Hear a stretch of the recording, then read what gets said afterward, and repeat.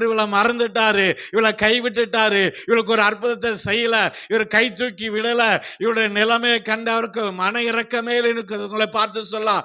அந்த வார்த்தைகளை கேட்கும்போது உங்களுக்குள்ள அவிசுவாசம் உண்டாகும், பயம் உண்டாகும், கலக்கம் உண்டாகும்.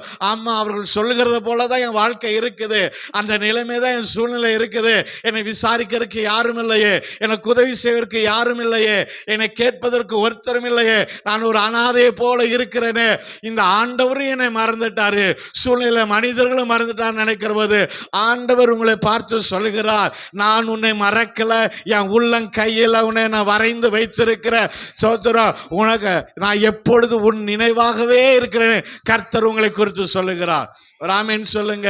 இஸ்ரவேலை நான் உன்னை எப்படி மறப்பேன், எப்ராஹிமை உன்னை எப்படி நான் கைவிடுவேன், உன்னை அன்பின் கயிறுகளால் என்னை கட்டி வைத்திருக்கிறேனே, நான் உன்னை மறக்கிற தேவன் அல்லன்னு கர்த்தர் சொல்லுகிறார்.